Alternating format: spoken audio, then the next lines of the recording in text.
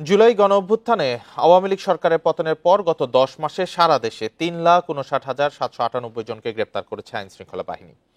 হত্যা, ডাকাতি, চুরি, ছিনতাই সহ বিভিন্ন মামলায় এই আসামিদের গ্রেপ্তার করা হয়। আইনশৃঙ্খলা পরিস্থিতি পুরোপুরি নিয়ন্ত্রণে না এলেও চেষ্টা চলছে দাবি পুলিশের। তবে অপরাধ বিশ্লেষকরা বলছেন, ঢালাও গ্রেপ্তার নয়, প্রকৃত অপরাধীরা ধরা পড়ছে কিনা সেটিও নিশ্চিত করতে হবে।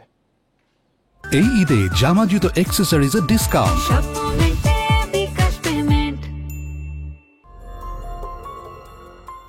২৫ মে রাজধানীর বাড্ডায় ব্যবসায়ী ও গুলশান এলাকার বিএনপি নেতা কামরুল আহসান সাধনকে রাস্তায় প্রকাশ্যে গুলি করে হত্যা করা হয়।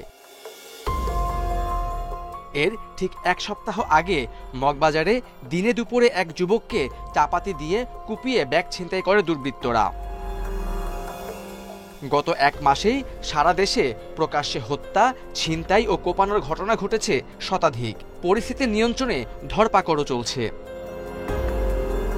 পুলিশের পরিসংখ্যান বিশ্লেষণে দেখা যায়, বছরের শুরু থেকে প্রতি মাসেই বেড়েছে গ্রেপ্তারের সংখ্যা। জানুয়ারিতে সারা দেশে গ্রেপ্তার ৪০,০০০, ফেব্রুয়ারিতে ৪১,০০০, মার্চ ও এপ্রিলে ৪৩,০০০ করে এবং মে মাসে গ্রেপ্তার ছাড়ায় ৪৫,০০০।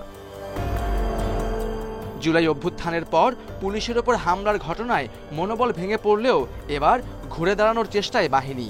অভিযান ও গ্রেপ্তারেও এসেছে গতি, দাবি পুলিশের। সাম্প্রতিক সময়ে পুলিশের তৎপরতার ফলে অপরাধীদেরকে কিন্তু দ্রুততার সাথে কিন্তু আইনের আওতায় নিয়ে আসা গেছে এবং আমরা কিন্তু এখন প্রতিনিয়তই আমাদের যে গ্রেফতারের যে পরিসংখ্যানটি রয়েছে সেটিও কিন্তু আমরা প্রতিনিয়তই আপনাদেরকে জানাচ্ছি। অপরাধ বিশ্লেষকরা বলছেন, শৃঙ্খলা ফেরাতে গ্রেপ্তারের সংখ্যা কম না বেশি সেটি বিবেচ্য নয়। অপরাধে জড়িতদের আইনের আওতায় আনতেই হবে।